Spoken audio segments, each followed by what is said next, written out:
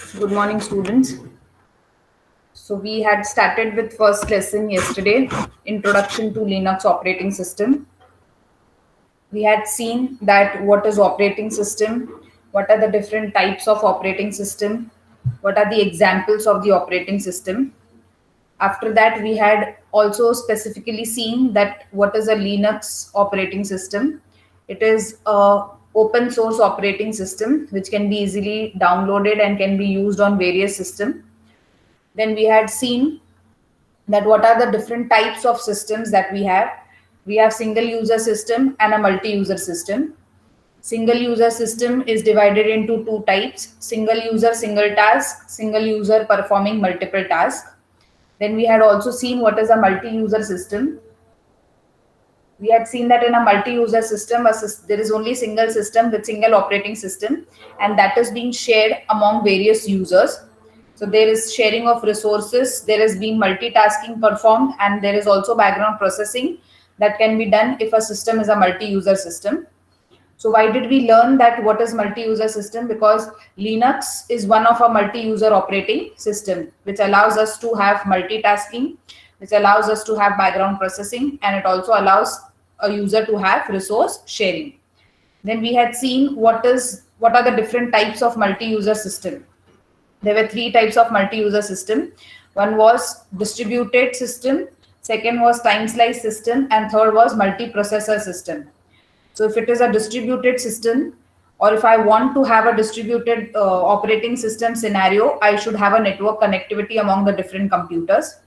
Then we had also seen that there are two types of distributed system. One was client server, where there are two machines. One is acting as a client, which will always keep on sending the request, and one machine is the server, which will always keep on accepting the request, fulfill that request, and send the reply back to the client machine. The second type of distributed system was peer-to-peer, where every computer in the network is connected to every other computer, and a system can act as a client as well as it can act as a server. Then we had seen a time slice system. In a time slice system, every machine was getting an equal amount of time to access the resources from other machine. Once the time is being completed, the chance will, or the system has to wait until the next chance come. And the third was multiprocessor system. So in the multiprocessor system, we had seen that multi-programming was achieved by dividing the processor into the different cores or into its multiple cores. Then we had also seen what is the difference between single user system and multi-user system. After that, we had seen what are the characteristics of Linux operating system. It is multitasking, it is multi-user, it can work on different computer architectures, it has different level of securities like authentication, authorization, and encryption. It allows us to have a communication once it is attached to the network. Then the system supports GUI interface, so it is not only a command-based operating system, but we also have a GUI. Then it supports keyboard with different layouts. It has its own file system, which is again different from Windows operating system, which is used generally for uh, knowing the hierarchies of how the files and folders can be stored. And last one was the open source. So we know what is open source now. It can be easily downloaded without paying any cost. Then we had seen the three levels of security: authentication with respect to authenticating the user for getting logged into the system. Authorization was with respect to the files and folders, that what permission we can give to the files and folders that are created in the system. And last was the encryption technique, where we convert the data into an unreadable format and it can be read only by the authenticated recipient. Okay, so today we'll be seeing the structure of a Linux operating system. So how is a Linux operating system made? It is made in different layers. So what are those layers? We have kernel, we have system libraries, we have system tools, we have development tools, and end user tools. So your entire structure is divided into different layers, and these are the 5 layers.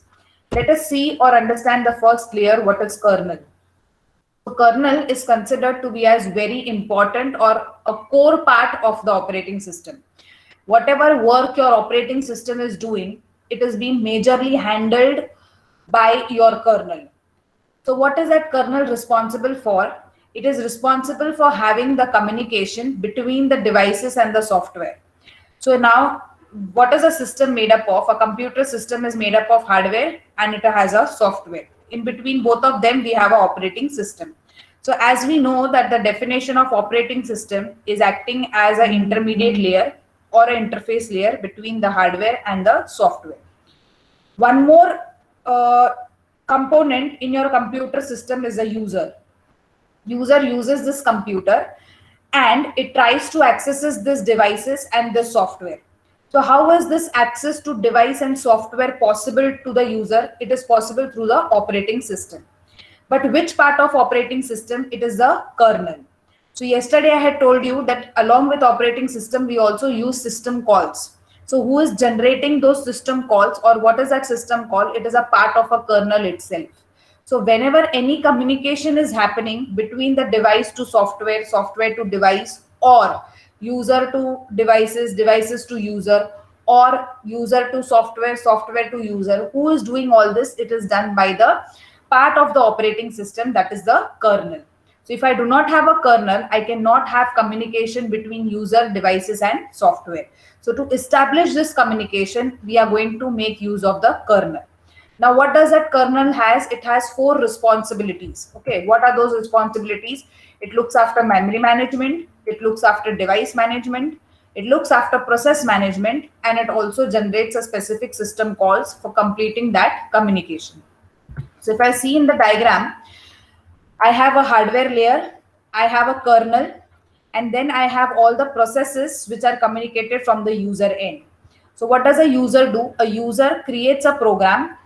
Program is nothing but a process. Okay. Whenever a process starts its execution, it is called as program, or program in execution is called as a process. So user creates a program, and that program requires some of the hardware or some of the software resources for communication. So who fulfills that communication? It is this kernel who helps in communicating from user end to hardware end, and from hardware end to the user end. So when I talk about this kernel, it is not only doing the communication work between the two ends. Along with that, it also manages the memory. It also looks after the devices. It also looks after the processes, and it generates the respective system calls for doing all the communication. So when I say memory management, how memory is managed by kernel? What is that memory management? Any idea to anybody? Allot, allotting and deallocating the memory, Yes, allocating the memory. keeping a track that out of the total memory, how much is being utilized and how much is being still unused. Whatever is being unused, it is going to assign that memory to whichever processes the process requires for completing the execution. So it maintains a record that how much memory is being utilized by the system and how much is unused for upcoming programs for completing its execution. That is how the memory is being managed by the kernel. Then what will be device management? Management of IO devices. Yes, we have several devices that are connected to the system, and we call all those devices as the hardware resources. So whenever I want to communicate, if a user wants to communicate or if any software wants to communicate, who is going to make those devices available to the software and to the user? It will be made available through the kernel. So the device management is going to keep track of what devices are being attached and how those devices are being utilized by the system. Next is process management. What will be process management?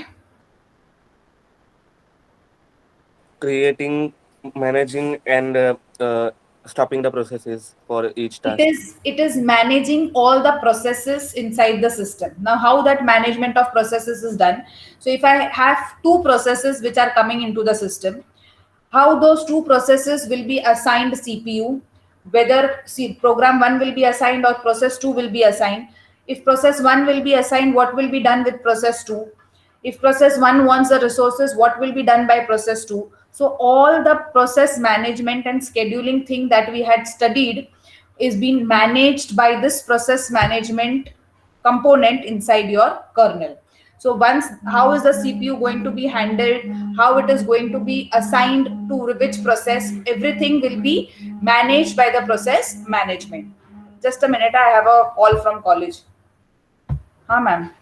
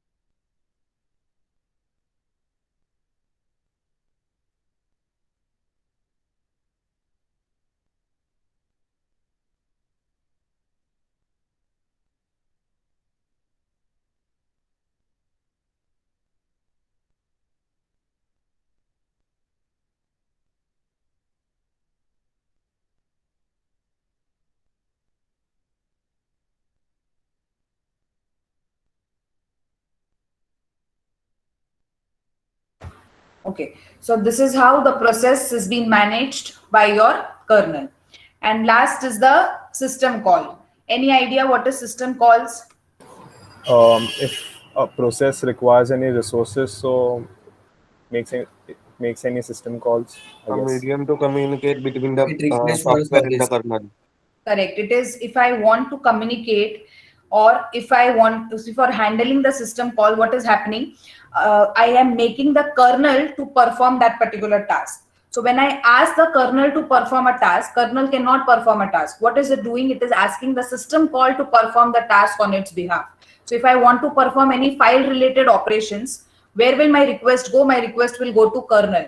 But kernel will not fulfill my file related task. It will be fulfilled by the respective system call related to the files for performing that task. Same if a process comes, if I want to execute any process or if I want any resource from that process, my request will go to the kernel. So being a user, all the requests will be sent to the kernel, but to fulfill that communication of a user, kernel is going to activate the respective system calls. Okay. So for handling the task or for asking any task to get completed, the kernel is using these system calls. So we have different system calls for different kinds of operations. Okay. So this is what is the kernel and the 4 functions that a kernel perform in order to complete the task or in order to handle or complete the communication between the devices, software and user. Clear? Yes, Yes, or no? ma'am. Okay. So now next layer after kernel in the structure of Linux operating system is system libraries. Now what are system libraries? Now, if I want to access these kernel features, if I want to perform this memory management, device management, process management, and system calls, if I want to access these features can be accessed with the help of these system libraries. So there are some libraries there are some libraries written with respect to the Linux operating system for accessing these functionalities of the kernel. So if I want to access this functionality, I have to use the system libraries, and then by using those libraries, I can communicate or I can use these 4 functionalities. So one of the very commonly used Linux system library is JNU-C library. Okay, so by using that JNU-C library, I'm able to communicate or I'm able to use these 4 functionalities of the kernel. So when I say that I'm a user and if I want to execute something, my request will go to kernel. But to access that kernel, what is happening in between the user and the kernel, the system is using these libraries for making my request reach up till the kernel. And which is the most commonly used library? It is the JNU C library. Okay. So system libraries are special programs that help in accessing the kernel features. So if I want to access any of these features, I have to make use of special programs, and those programs are called as system libraries. A kernel has to be triggered in order to perform the task, and this triggering is done by the application. So if I want to perform device management, being a user, if I want to use any device, my request has to go to the kernel. Kernel will activate that device. But between the user and the kernel, who will allow me to access these kernels, it will be done by the system libraries. Programmers have developed standard libraries of procedures to communicate with kernel. So which is that one of the standard library which is being developed by the programmers and used in Linux? It is JNU C library. Okay, that is a common library. We also call it as glibc. G library C. Okay, so JNU C library. Clear up to here? So it is not that user request comes and directly the kernel is activated. It has to be triggered via a program, and that program is the libraries called as system libraries.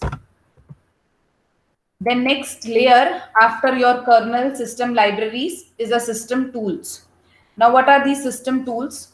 The Linux operating system has a set of utility tools which are usually the simple commands. So whatever commands I'm using inside my Linux system, or whichever commands are there inside my Linux operating system, all these commands are considered to be as a system tools. Okay.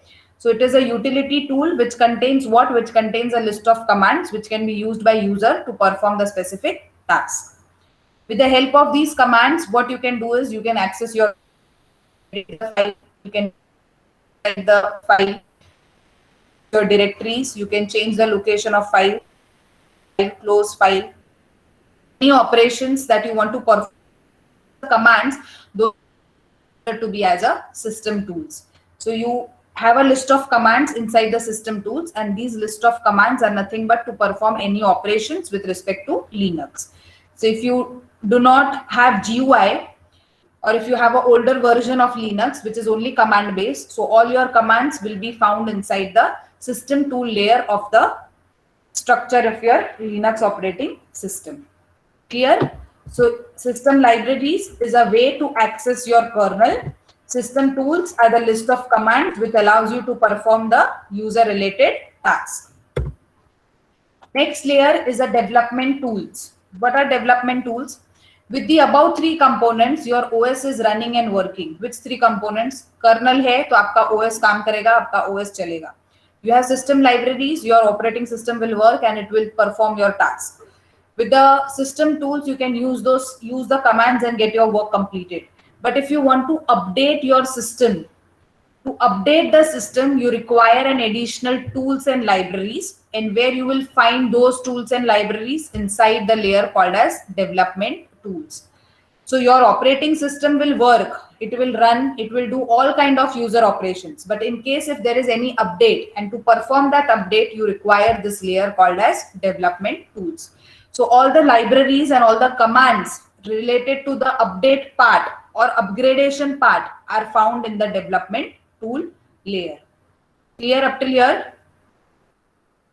Yes, ma'am. So we have kernel, which is performing the task related to memory, process, device, and system call. To access that kernel, we have to use libraries called as system libraries. After that, to access the commands, we are supposed to make use of system tool layers. To upgrade the system, the commands and the tools and libraries to upgrade them are found in the fourth layer called as development tools. And the last is end user tools. Now, what are these end user tools? Any idea? End user tool क्या होगा? Any application softwares we can install. Yes, any applications or any software which user is installing, that is considered to be as a end user tools. Okay, so if I download some Word document or a software related to the Word document, I consider it as a end user tool. So if I download any browser, that is considered to be as a end user tool. So the tools which a user downloads for its own work or for its own purpose are considered to be as a end user tools. Clear? So this is how your Linux structure consists of 5 components or 5 layers: kernel, system libraries, system tools, development tools, and end user tools. Clear? What is the structure of Linux operating system? Yes, Yes, ma'am. ma'am. Okay. Now let us see what is the difference between Linux and Unix. Okay.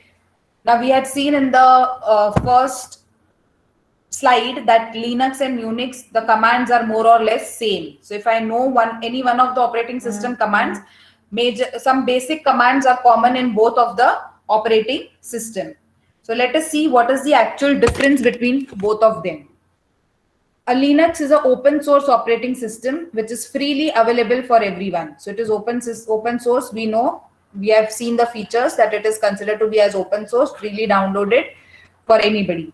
Whereas Unix operating system, which can only be used by its copywriters. So जिसने उसका license खरीदा है, it can be used only by those users. It is not freely downloadable. If I open any browser and if I say download Unix, Linux Ubuntu version 16, it will not allow me to download free of cost. So one is open source and one is not open source. You have to purchase a license and then use it. It has different distributions like Ubuntu, Red Hat, Fedora, etc. That means that we have different versions of Linux, and those versions are called as, one of the version is Ubuntu, which we will be using for our practicals. We also have Red Hat Linux, we have Fedora Linux, and there are many more. Similarly, Unix also has its own versions or its own distributions. It is IBM AIX, HP UX, Sun Solaris, and so on. So both of them has its own different distribution. Nowadays, Linux is in great demand. Anyone can use Linux, whether a home user, a developer, or a student. So it is not necessary that only a developer can use Linux or only a programmer can use Linux. If you are a home user, if you are a college student, or if you are any developer, any programmer, everyone can use a Linux operating system. It was developed mainly for servers, workstation, and mainframes. So where is Unix generally used? Unix is not generally used by the student developers or programmers. If it is a server side of system, we generally install Unix on those servers. If it is a workstation, we generally install Unix in those workstations. Or if it is a mainframe computers, we were using Unix at that time in the mainframe computers. Okay, so Linux is not restricted or it does not have any boundary with terms of usage, whereas Unix has certain limitations or boundaries in terms of usage. Linux is used everywhere from servers, PCs, smartphone, tablets to mainframe and supercomputers. So let it be any generation of computers, mainframe, mini computers, supercomputers, anywhere, smartphones or your tablets, everywhere Linux is being used. Whereas your Unix, as said, it is used in server, workstations, and PC. Does anybody know Android is which type of, or what is the base of Android operating system? Linux. Yes. The structure which your Android is following is nothing but based on the Linux. So it has its kernel, it has system libraries, it has system tools, it has development tools, and it has end user tools also. So Android is developed by using the base of the Linux operating system. So what is written over here? Smartphones and tablets. So it is written over here considering Android, but the base of Android as a Linux. Okay. Linux is freely distributed, downloaded, and distributed through magazines also. That means it is as equal to this कि open source है तो वो freely distributed है. But when it is Unix, it can be used only by the copywriters. ठीक है, जिसके पास licence है, जिसने पेमेंट किया है, खरीदा है, उसी को वो ऑपरेटिंग सिस्टम यूज करने मिलेगा.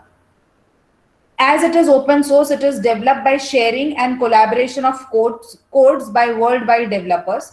Unix was developed in some lab and various commercial vendors and non-profit organization. Now, what does this different mean? Okay, one of them is open source and therefore sharing of code and all is possible, whereas this is not possible. What does this mean? Anyone can contribute to the Linux Yes. project. Anyone and can. was closed source. Yes, anybody can come and contribute with respect. That means suppose if Nishit has developed some part and if it wants to upgrade it, he'll easily share its code with me. I will do whatever upgradation I want and produce it on the and install it on the system. So that sharing of the code is possible, whereas in same thing is not possible in the Unix operating system. Okay, therefore the term open source has come from there. Okay, the distribution of code is easy, modifications of code is easy by the different users, whereas the same thing is not possible if it is a Unix operating system. When we come to GUI, both of them are now GUI. Both of them were initially command based, but the GUI distribution name is different. Okay, if it is Linux, we call the GUI as Genome. We have one of the GUI called as KDE and so on.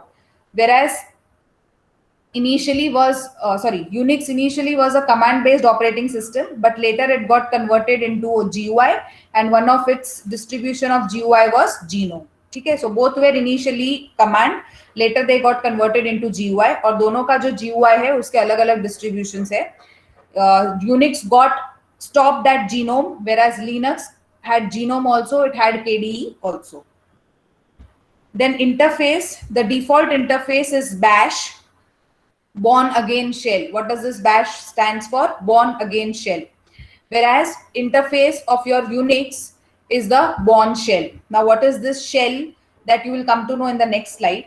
So when I'm using the operating system by the command line prompt, by using the commands, so whatever interface that I get in the command, that is what is bash in terms of Linux, and it is Bourne shell in terms of your Unix. ठीक है, जैसे GUI के distributions है interface के genome और KD, similarly command के जो interface है that is bash in case of Linux and Bourne shell in case of Unix. Okay, file system support, Linux supports more file system as compared to Unix, whereas the Unix has little less file system support as compared to Linux. So what are those file system support? That also we are going to study in the next slide. So जितना Linux support करता है file system को, और जितने ज्यादा file system supported है Linux में, they are less in that of Unix. Okay, so these are the major difference between the Linux and the Unix operating system. Clear up till here? Yes, ma'am. Yes. Okay, so what we have done is we have seen the structure of Linux operating system, as well as we have seen the difference between the Linux and the Unix operating system. Now let us see what is the file system of Linux. So we have just seen that Linux has more file system as compared to your Unix. Now let it be any operating system. All the operating system has its own file system. Okay, let us see what file system our Linux has. A file system is a logical collection of files on the partition or on the disk. Now what is this disk? It is which disk I'm talking about? Any idea? The SSD, hard drive disk. The hard drive HDD, or what if you, it is majorly, let us consider HDD because that is common and known to everybody. So when every system has a hard disk, which is considered to be as a secondary storage.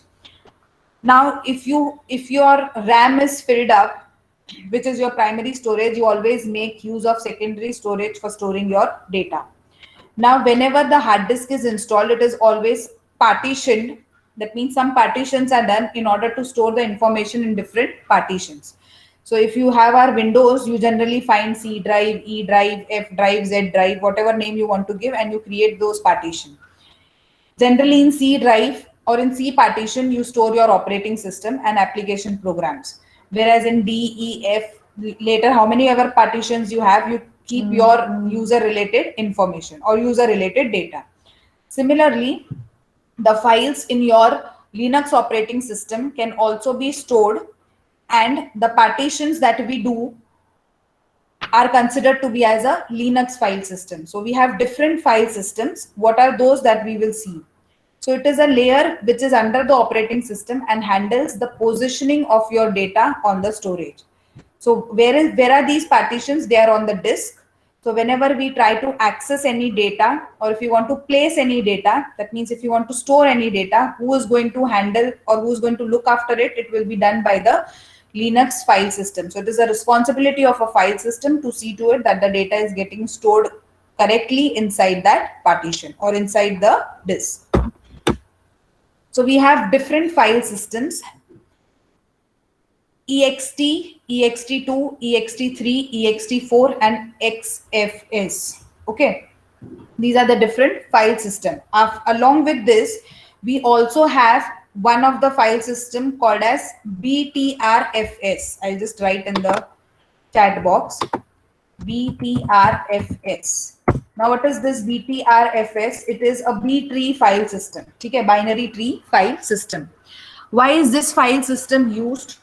This file system is generally used for fault tolerance, for repairing of the system, for excessive storage configuration. Okay, it is btrfs. I again repeat, called as b tree file system. This file system is responsible only for looking after fault tolerance, repairing of the system, then excessive storage management. This three work is done by the B-tree system. So in case अगर आपका बहुत ही storage है system में, या फिर storage बहुत data के वजह से system बार बार crash हो रहा है, उसको repair करना पड़ रहा है, at that time you make use of this particular file system. ठीक है?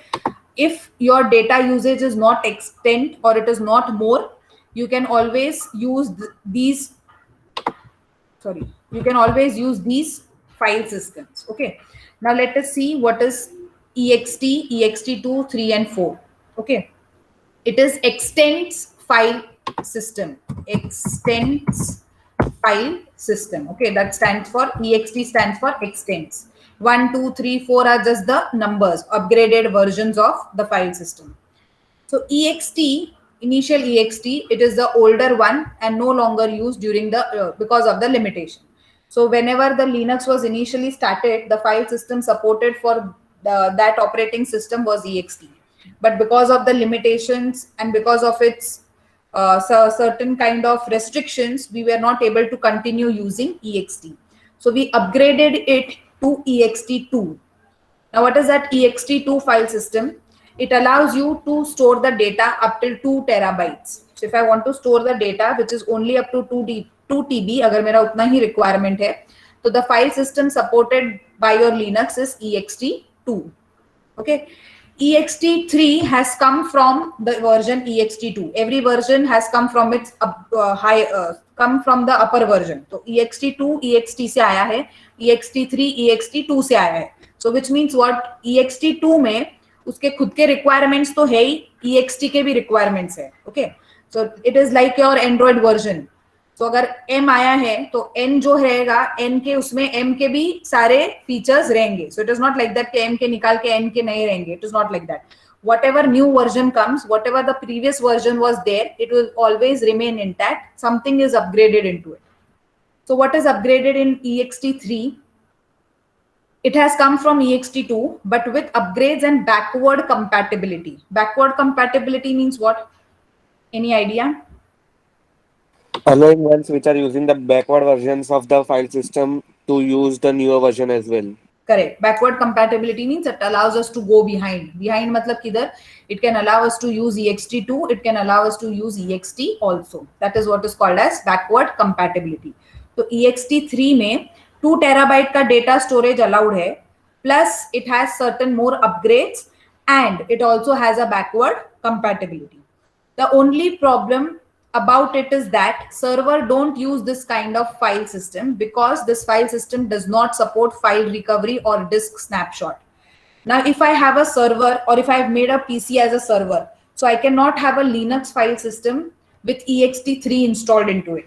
Why? Because it does not give me file recovery. That means system crash हो गया तो मुझे कुछ भी recovery नहीं मिलेगा. And second, it does not allow disk snapshot also.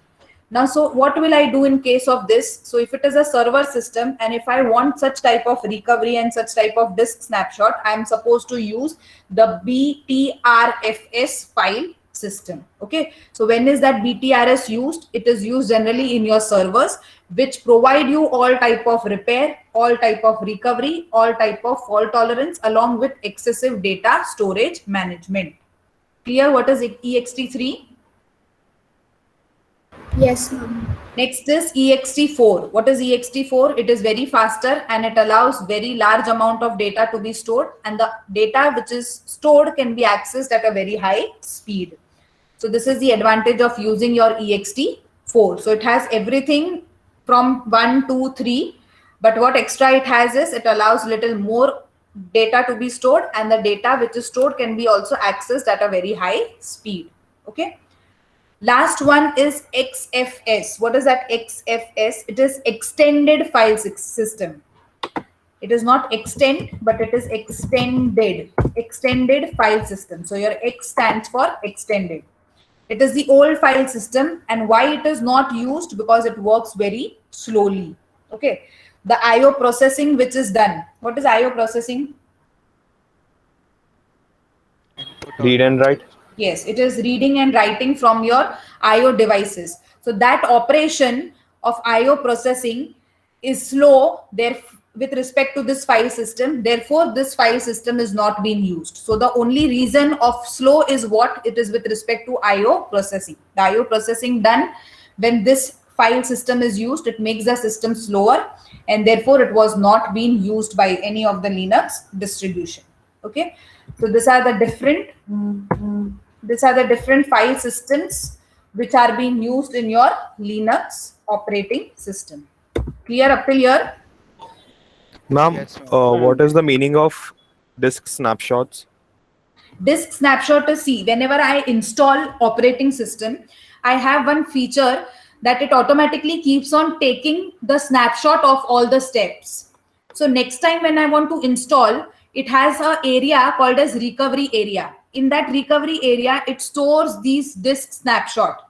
So whenever I want to install next time, I do not have to follow any steps. I can just see those screenshot and make the installation complete in a faster manner.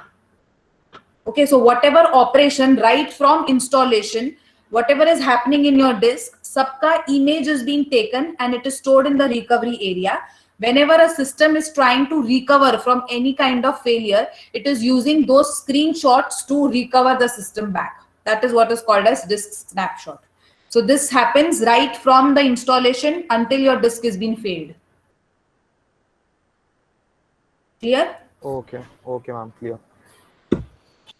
Now next is Linux file system directories. Now we have seen that what are the file systems: ext1, 2, 3, 4 and xfs, btrfs. Now what are the files or the directories which are there inside the Linux? So first is the bin directory. What is there in the bin directory? All the Linux commands are stored where? They are stored inside the bin directory. Do you remember when you install any particular software, you have different folders of that software? Bin folder rehta hai, फिर एक, then you have some configuration folders, you have certain security folders. So likewise, in your Linux also, you have different directories. And what are these directories for? They are used for storing some or the other kind of information. Now let us see what those directories are and what information that directory is storing, because your Linux is a directory based operating system. आपके Linux में जो files folders है, we generally call them as a directories. Okay. So what is a bin directory or bin folder going to store? It will have all the Linux commands. Which commands? For example, we have a command called as ls. What is that ls? It is used to list. Now when I execute ls command, मैंने command prompt खोला and when I type ls and when I press enter, what it will list all the files and all the folders which are there in the system created by the user or by the admin or by the system default. That is what is your ls command. Then you have one more command called as mv, which is move. So if I want to move my folder from, say, suppose home directory to library directory, so what I will use this command move. So mv, and if I write /home/lib, so what it will do, it will move my home from home to /lib. So you have different commands like this: mkdir, make directory, rmdir, remove directory. So whatever these commands are there, which are used in Linux or whatever we will see in our syllabus, all those commands are stored in which folder? They are stored in the folder called as bin directory folder. Okay. Next is the boot directory or the boot folder. What is this directory used for? It is where bootloader and boot files are located. Do you know what is MBR in your Windows? Master boot record. Yes, master It boot keeps it. record. Or It keeps it. what is booting procedure? Let us start from there. Booting. The CPU the means the kernel reads the MBR to notice what are the operating systems installed Okay. and where are they Or, installed. or can I say that when you start your system, you get to see the logo of whichever operating system is there. Windows hai to Windows ka dikhega. Then it takes some time and then your system starts. Then you get to see your desktop. Correct. This is a procedure every time happens when you start the computer. So what is that procedure? It is called as booting. That means what? It is making all the devices ready to make your system work. Okay, so where is the information of all this, where is all this records and information with respect to booting stored? It is stored in the folder called as MBR, master boot record. Now every time you, if you want to see some information with respect to your system, where you go and see आपका system कौन सा है, कितना operating, कौन सा OS है, कितने bit का ओएस है, कितना रैम है, कितना हार्ड डिस्क है, ये सब आप My information computers. you go My to, you right computers, click ma'am. my computer and you go to properties. Yes. Okay, but do you get to see all the information in my computer properties? No, ma'am. No. No. No, So in ma'am. that case, if I want to see, what do I do? Via commands. Yes, you enter into a CMOS setup. So for entering into CMOS setup, you have different commands with different PC. Dell, some of the commands are, you keep on pressing F12, आपको CMOS setup में लेके जाएगा. You keep on pressing delete button, आपको CMOS setup में लेके जाएगा. You keep on pressing down arrow key, आपको CMOS setup में लेके जाएगा. So what is that? Ma'am, It is CMOS या BIOS? CMOS setup, BIOS setup, it is same. Okay, Achha, initially it okay. was called CMOS setup, but then we have started calling it as BIOS setup, SI. So if you want to know the entire detail information that is all in and out of your system, you have to do this procedure and you get to see everything. So what is happening उसमें सारा booting record जो है, आपकी CMOS battery का record, आपकी hard disk का record, आपके RAM का रिकॉर्ड, then आपका partitions का record, if you have any other thing in extra things installed into your system like LAN card, network card or modem card, anything, all the details, your time setup, date setup, everything is stored there. Okay, so when can you do this? You can enter into this setup before the system is booted. As soon as you press the power button, you have to start pressing any of these buttons in order to enter into it. So before you make the system start, you can enter into this BIOS and check whether everything is correct or not. So where are all these details about booting and all stored? They are stored into the master boot record file, or in case of Linux, they are stored inside this boot folder. So every record of booting, right from the device till the system, is stored inside this boot folder. Ma'am, but Linux also uses MBR, or if not MBR, then also GPT, because it's needed for partitions. Yeah? Everywhere there is a master boot record which is storing this information, but the place where it is stored is different from OS to OS. In Windows, it is in a different location, but if it is Linux, it is inside this boot folder. तो आपका MBR जो है वो भी आपको किधर मिलेगा? ये boot directory के अंदर मिलेगा. बूट के रिलेटेड जो भी फाइल्स है वो भी आपको किधर मिलेंगे? बूट डायरेक्टरी के अंदर. So everyone has MBR, master boot record is there in all the OS, but the location or the place where it is being stored is different. Okay. Yes, ma'am. Next we have DEV directory. What is this DEV? It stands for devices. So whatever physical devices that you attach or you mount to your system, the record of all those devices are there inside this directory. So if you attach any USB to the USB slot, where you will find the detail of that device in this directory. आपने CD, DVD, floppy कुछ भी डाला, where you will find the record of those devices, you will find it in the device directory. So it is a place where all the physical drives are mounted, like USB, DVDs, CDs, floppy disk, anything that you mount, any physical device that you mount, all the details of those devices will be found in the device folder, device directory.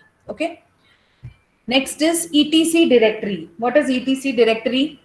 It contains the configurations for installed packages. Now, what is user going to do with the Linux system? It will keep on installing some applications. So for that applications, whatever configuration files are used, where you will find the details of all those configuration files of those applications, they will be found inside the etc file. Many a times आपने Windows में देखा रहेगा .config, some abc.configs, xyz.config. What is that .config? They are nothing but the configuration files. So in Linux, all the configuration files with respect to the applications that you are using or which are installed, where you will find them separately inside a directory called as etc. Okay. Next, you have a directory called as home directory. Now, what is this directory? This directory is for the user and specifically used by the user for storing its personal information. So if I have created a program, मैंने कुछ program लिखा है, where I can store that program, my program will be stored inside the home directory. If I have installed any game, I can have that game inside my home directory. If I have made any documents, I can have my documents inside the home directory. So it is a place where every user will have its own personal folder to put his folder in his name. That means अगर आपको आपके नाम से save करना है, where you can do all this, you can do it inside the home directory. That means it is a specific place given only to the user and can be used by the user for storing its own personal information. So if I've created a file called as like geeks, so where it will get stored, it will get stored inside the home directory. So what will be the path? /home/like geeks. So that is what is the document which is stored inside the directory called as home directory. Okay, so it is a place specifically for the user for storing its personal information. Next, we have /lib, that is libraries. What is there in this directory? The libraries of the installed packages located, since libraries are shared among all the packages. So आपने जो भी software install किया है, उसके related जो भी libraries रहेगी, where are those libraries with respect to those software being stored? It will be stored inside the lib directory. Again, these libraries can be shared over the network if you want. So it is not only the libraries can be shared. If you want to share any of the configuration files, you can share that also. If you want to share any of your personal files from the home directory, you can do that also. So what is in the library? You have all the libraries related to your applications or related to your software can be stored in this lib folder. Next, you have root. What is this root? I told you The on home folder for the root user. sorry. The home folder for the root user. Who is a root user? It is the admin. Okay. So if I am an admin of a system and if I want to store some data, I will not go into the home directory and store the data. I have my special directory called as root directory. So all the admin related data can be stored inside the directory called as root directory. Then the system also has certain temporary files with an extension .tmp. Where are those temporary files stored? They are stored in this tmp directory inside your Linux. So all the temporary files related to your systems can be stored inside the directory called as tmp. Then you have USR directory. What is that USR directory? It is a place where the utilities and files shared between the users on the Linux can be stored here. So in case if you are sharing any of the library, so the detail of that library will be found in this library directory also, and it will be found in USR directory also. Why? Because since you have shared it over the network, so whatever you share, all the details of that file is also entered into this USR directory. If you share anything from home directory, whatever you share over here, the entry is also made in this USR directory. So you share anything, that everything is being entered into this USR directory. So it is maintained only for keeping the records of the data which is shared over the network. Last is /var directory. What is that var directory? It is used for storing the variable data or the system logs. Now, have you heard what is audit? Anybody has heard what is audit of the system? Any idea? Are you all there? Yes, ma'am. Yes, ma'am. Audit क्या है, किसी ने सुना है? Yes or no? No, ma'am. Okay. No, ma'am. No, ma'am. I'm performing checks on the system if it is Yes. working fine or not. Audit is nothing but performing a check on a system, whether it is working or not, or it may be performing a check on whatever is completed so far. So if I am in a network, not forget network. Suppose if I have logged in inside the system, I have made changes in the files, like ABC is a file, then TYCO Linux is one file, SYCO result is one file. So if I have done all this changes in my system, all these changes are getting recorded somewhere. Where are they getting record? They are getting record in a form or in a file called as system logs. So जब से system login किया है user ने और जब तक log out नहीं होता है, उसका एक एक details are being stored in this log. And where is that system logs found? Those system logs and all the data is being found in this VAR directory. Now when you go to 6th semester, you will actually come to know how the system logs are being taken out. So if I suppose Oracle है, तो Oracle is what? It is a database. तो भी database में मैंने login किया, database में I have 2-3 tables. I will make changes to those 2-3 tables. I will edit something, update something, delete something.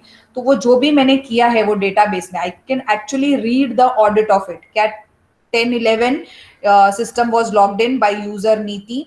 10-21 the changes were made on the table student TYCO. Then it was at 10:30 student table was deleted. So all these records of your system with respect to the user roles can be checked or can be seen inside the system logs.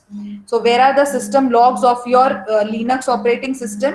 The system logs of your Linux operating system are inside the directory called as /var. Clear? Yes, ma'am. Okay. Yes, So these ma'am. are the different file system directories inside your Linux operating system. अगर आपके commands है तो it is in bin directory. Boot related record है तो boot directory में.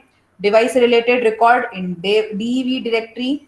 Configuration details in etc folder. User related information in home folder. Library related information in library directory. Admin related information in root directory. Temporary files in TMP directory, then sharing data in user directory, and system logs in variable directory. Clear? Yes. Okay. Every directory is been starting with this symbol. Okay, the slash symbol. Every directory starts with this symbol. Now, directory structure uses whatever directory we have seen over here. This directory has a structure, and that structure is nothing but the hierarchical file system. It is in a hierarchy. Okay? Therefore, it is called as hierarchical file system. Who is there on the top of the hierarchy? We have admin called as root on the top of the directory. तो ये जितने भी directories है, इसमें से सब में top में कौन है? Root है. रूट के बाद आपका जो भी रहेगा, बिन आएगा, बूट आएगा, डीवी आ सकता है, लाइब्रेरी आ सकता है, टेम्पररी आ सकता है, ऐसे. But who is going to start the directory? It is always started with the admin, which is the root. Okay. Each directory or file is uniquely identified by its name, the directory in which it resides. So for example, every file, ये क्या है? Like geek एक file है, इसको खुद का एक अपना नाम है, which is belonging to some or the other directory. So which is the directory? It is belonging to home directory, like that. So every file has its own name, unique name, and it belongs to some or the other directory structure. Okay. By convention, the root direct, now every directory has some numbers also. So what are those numbers called? They are called as inode numbers. So ये जो directories है ना, ये directory को नाम तो है, इसको साथ में number भी है. But it is easy to remember by names and not by numbers. Therefore, we have changed it from the numbers to the names. ठीक है? If I tell you inode I+2 कौन सा है तो आपको याद आएगा क्या? नहीं. But if I tell you go to home directory, you will directly go to home directory. So instead of remembering the numbers are changed to the names. So these are the names. But in case if you want to know the numbers, you can know that numbers by using some command. What is that command? -i option to ls command.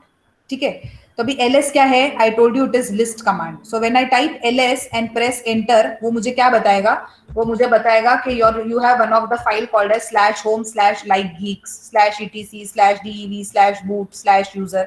ऐसा सब list, ये सारे list कर देगा. इसके अंदर भी अगर 50 फाइल है तो सारे 50 फाइल को भी लिस्ट करेगा. Okay, because I have just told ls. But if I say ls/home, तो वो क्या करेगा? List only the direct files which are there in home. So what it will list? It will list me like geeks, like that. Okay. So the list command, this ls command is used for listing the files and directories and the folders which are there inside the system. वो सबके नाम बताएगा.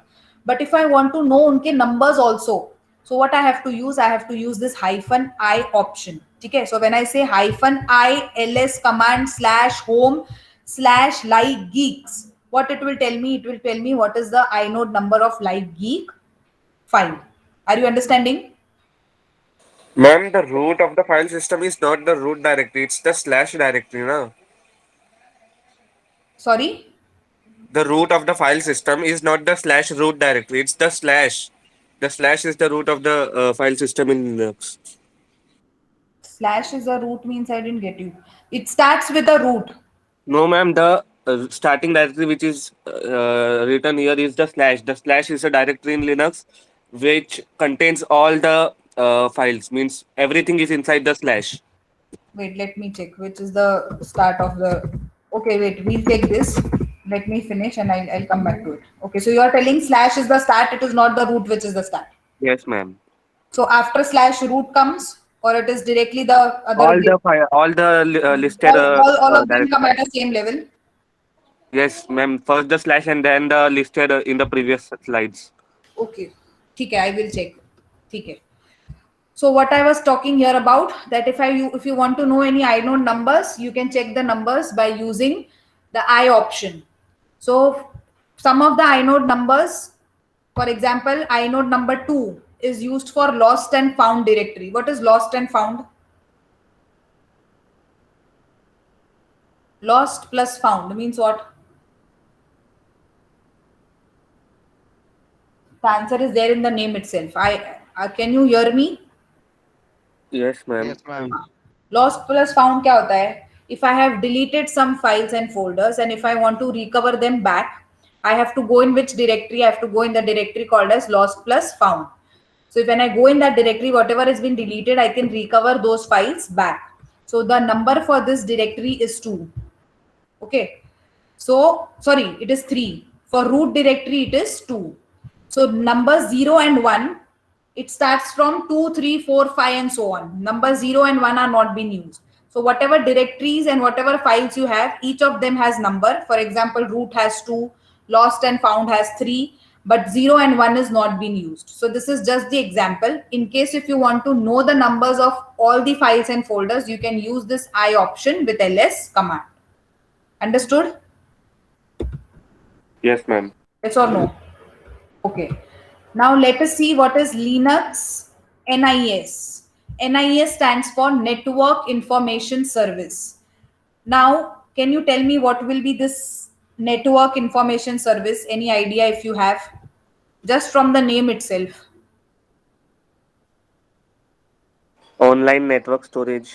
Yes. So it is if I want to share something, any kind of data, any kind of file or anything, any data that I want to share, I have to use this Linux Network Information Service. So the Linux NIS server is one of the server which is used or which allows you to share this kind of data and files over the network to some other systems connected in the network.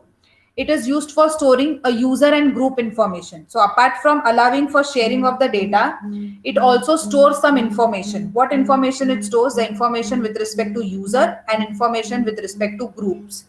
So there will be multiple users that will be there on the system or created in the system, and there will be various groups also on the system. So the information of this user and the group are also stored with respect to the network inside this Linux NIS server. So what is this Linux NIS server? वो एक machine है, वो machine के अंदर क्या क्या store होगा?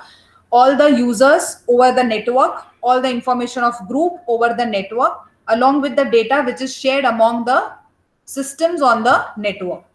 But specifically, if I want to know the details about the password with respect to the user and group, where I can find that, I would be able to find inside the etc directory. See, this will get clear to you when we come to the user and group information, user and group topic. So whatever user and the password of the users, whatever group and the password of the groups are there, you can find that in the file called as password, which is inside the etc directory. And where will this directory be there? It will be there on this particular network server. It will be storing the details of all the users and all the groups which are there connected on the network. अगर आपको खुद के ही system का user और खुद के ही सिस्टम का ग्रुप का इंफॉर्मेशन फाइंड आउट करना है, तो that will be in your systems ETC folder. But if you are there on the network, तो आपका data with respect to all the users of your system and all the users of inside your groups, both the thing will be shared on the server system also. Are you getting this? Yes, ma'am. Yes, ma'am. If you are not on the network, it will be inside the etc directory of your system. But if you are on the network, this data will be there inside this server machine also. Okay. Okay, ma'am. Thank you. Then what will be virtual memory? Any idea what is virtual memory? Swap. This you should explain me this. This is all done in your CO, if I'm not wrong. Ma'am, Yes, virtual ma'am. memory means the memory which temporary memory is extended and it gives the It is a memory or the extension of your RAM. yes, ma'am. है ना, जो RAM में जो unwanted extends files your है, RAM. It extends your RAM, ma'am. yes, आपके RAM में जो unwanted files है या unused files है, वो थोड़े time के लिए swap out हो जाते हैं, and the place which is created or the space which is created by swapping out those files is considered to be as a virtual memory. Okay, so if you're running out of the memory from your system, you can always activate your virtual memory by swapping out the contents of your RAM, which may be unused or which may be no longer used, and whatever space is created against that is considered to be as a virtual memory. Correct? Yes, ma'am. Yes, ma'am. Yes, ma'am. Then now we know what are libraries. Yes or no? If I want to access the kernel or if I want my request to reach to the kernel to perform the appropriate task, I make use of the library. So I just told you that one of the library which is most commonly used is glibc, that is JNU version of standard C library. So what are these libraries used for? They are used for making our request reach to the kernel. It is used for triggering the kernel so that kernel can start working or kernel can start accepting the request and fulfilling those requests. So we have two classes of libraries in Linux. One is static and one is dynamic or shared. What is static? They are bound to the program statically at a compile time. That means they will be used only during the compilation time. What is compilation? Program compilation क्या होता है? Converting from source code to machine code. Yes, it is conversion from your source code to your machine code. So जब भी आपका program को run करना है या compile करना है, the libraries which are activated at that time are called as static libraries. But what are dynamic or shared? They will not wait till your program starts. As soon as program आपके system में बन गया, memory में load होगा, memory से processor के पास जाएगा, processor से एग्जीक्यूट होगा, तब से ये लाइब्रेरीज यूज होती है. So it is not only used at a time of executing or compiling, but they are used right from the program is being made, loaded inside the memory, and then executed from the memory, again stored back to the memory, and then displayed to the user. Okay, so the library which is used while running are called as static, and the libraries which are used from the start, from the time where the program is made, they are considered to be as dynamic or shared libraries. Okay. So these are the certain examples of libraries. So we have libc, that is standard C library. Then JNU C, which is JNU version of C. lib curl. Then library crypt. So you have multiple libraries like this, which will be used during the execution of your processes or programs inside your operating system. Clear? Yes, ma'am. Okay. Now just let us see what are the advantages. We have already done many of them. It is open source. Your Linux has security. Whatever updates are there, those updates can also be done in a very less time. We can have customization. We have various versions of OS. We also know few of them by now: Ubuntu, Red Hat, Fedora, and so on. It is free of use. Then it has very large community support. That means I can keep on distributing my code and make people involved in upgrading my Linux. Then it has stability. It has privacy. It has very good performance. It supports network. It is compatible to all the different architectures of the computer system. It can be very easily installed and in a very fast time. That means I do not have to, keep on breaking my head. Kaise install karu? It is nothing. It's few steps. Go on clicking on next, next, next. You will finish your installation. It supports multitasking. It is multi-user. So all these advantages, characteristics, features are one and the same. Ma'am, Huh. ma'am, how security is an advantage? See, I am providing authentication, I am providing authorization, and I'm providing all type of encryption also. And in case, all the three levels that we just studied, in case if there is any kind of attack, my Linux is also able to come out of that attack. Okay. Okay. Then we have also already seen what is the structure of Linux. क्या क्या है structure में? You have a hardware part. Hardware में क्या क्या आएगा? Can I say your terminal or devices of the terminal, hard disk, motherboard, your print, any external devices that you attach, printers, scanners, USB, speakers, the hard disk of your system. All these are what? They are nothing but the hardware layer. Yes or no? Yes, ma'am. Yes, Then ma'am. comes the kernel. Do you know what is kernel by now? To come, yes or no? Yes, ma'am. So if I want to talk to this hardware, I have a user and application over here. So if I want to talk to this hardware, whom I will activate this kernel. So this kernel will then activate all its 4 functionalities and make my communication with this hardware. Now what will be this shell? Application is nothing but the user applications which a user install or download in the system. What will be the shell?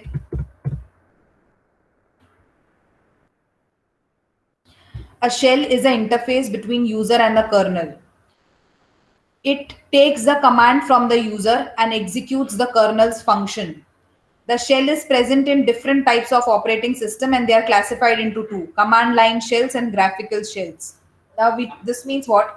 A shell is an interface through which I am communicating. So either I use GUI as a communication or I use command line as a communication. So if I use command line, I call it as command line shell.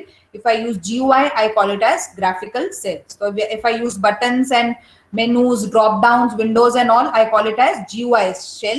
But if I use command ls, mv, mkvir, then rmdir, if I use these commands, I call it as command line shell. So it is nothing but a place which, or interactive place, which allows the interaction between the user and the kernel. So therefore it is in between the, so therefore it is in between the kernel and the application. So अगर user कुछ कर रहा है through GUI, so I will use this GUI shell to communicate with the kernel. If a user is giving command, I will use this command shell to interact with the kernel. Understanding?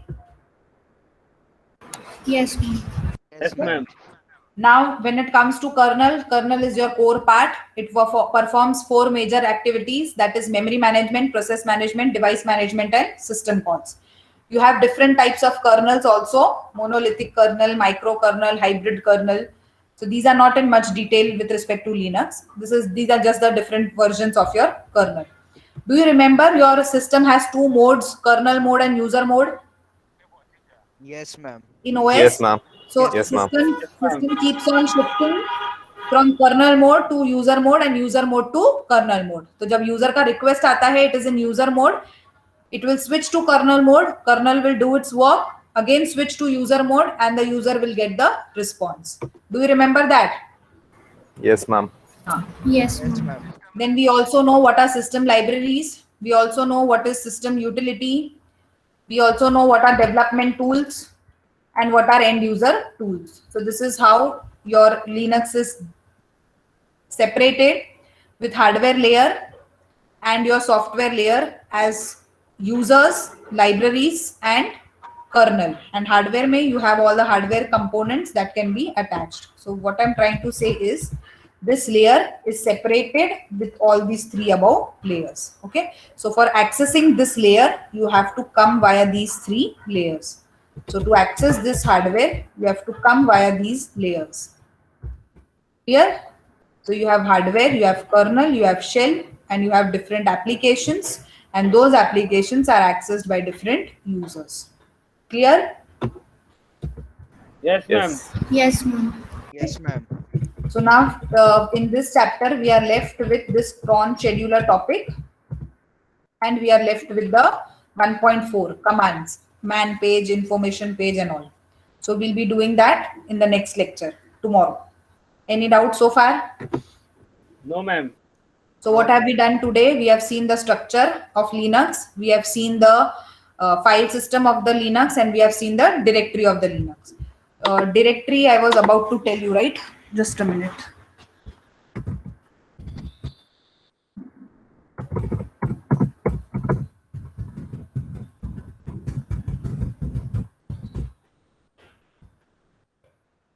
Okay, the slash itself is considered to be as root. Everything on your Linux is located under, just a minute. Can you see that? Ma'am, we can't see. हाँ, ये just a minute. कुछ नहीं है, वो Google का ही page है. Just a minute. Where did it go?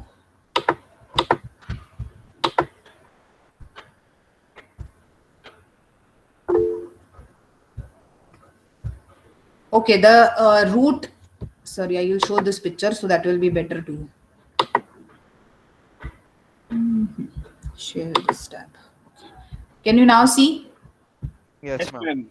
Okay, so everything starts with a slash. So we can consider the main as a backslash, and inside that you have all these directories. Okay, bin, boot, dv, etc, home, libraries, mount, option, root, run, and so on. Okay, so I made a mistake while telling that root is the start. It is just a backslash which is the start, and then under that you have everything at the same level. And see, then you have like this. Boot के अंदर कौन से files है, etc के अंदर what all you have, then devices के अंदर what all you have, where के अंदर what all you have. So it goes like this, and your system looks like this. So this is your main home directory, backslash home directory, and then inside that, when you come to file system, you get all these different types of files. So bin directory, boot directory, so they are nothing but the folders. But we do not call them as folders, but we call them as directories. Clear? Yes, ma'am. Yes, ma'am. Okay.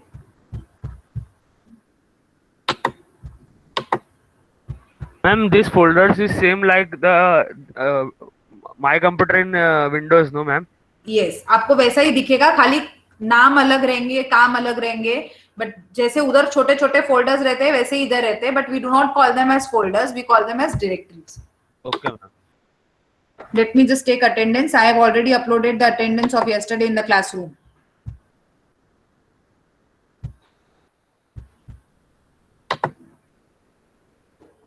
Okay, I'll upload today's attendance also in the classroom, and yesterday's recording as well as today's recording also.